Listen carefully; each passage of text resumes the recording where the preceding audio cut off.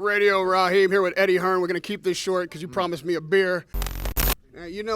Amir has mentioned in the build-up to this fight that he's not sure if Canelo might have been cheating, even when they fought. We'll never know that. We'll never know.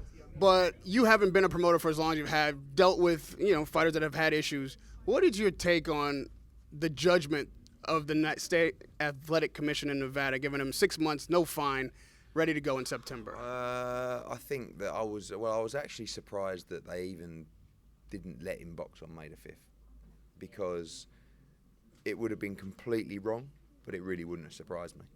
So I was kind of pleased that they stopped that fight from happening on May the 5th. That was something. 6 months isn't enough. No fine is ridiculous. I don't really understand that.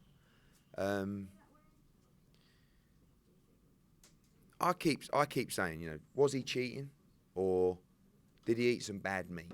When I say that, everyone looks at me like I'm thick. So, are you stupid? I'm like, I don't know. I don't know enough about it. But what I do know is if you fail a test, you have to live with the consequences. Taking away the 6-month ban, Canelo will always be labelled as a drug cheat, whether he did it or not. And that's much worse than any ban, So 6 months, 8 months, 10 months, it doesn't really matter. He's going to fight again. But what he will have to live with is the fact that every Instagram post, every Twitter post, every interview, every member of the public he walks past will look at him as a cheat in boxing. And that will always take away his legacy in the sport. And that is a lot more crushing than any fine that can be delivered. Anthony and yourself, actually, after the Parker fight, said, okay, well, if it's not Wilder, it's probably his mandatory. Povetkin, it's not your choice. That's who's the mandatory, so that makes sense to fight him. But he's had his drug cheat issues in the past as well. Are you going to institute any kind of different testing? Does that concern you? I mean, a cheat is always a cheat. Definitely concerns us. But the only way we would take that fight, and we've spoke to WBA, is if there was VADA testing from when the contract is signed, which, in my opinion, has to be at least 16 weeks out to be even relevant. 8 weeks is like, we used to do VADA testing on fights for 8 weeks. People tell me, Ed, you need 12, you need 16. So the random testing's great, but we also implement in the big fights, particularly the Joshua fights, VADA testing for 16 weeks.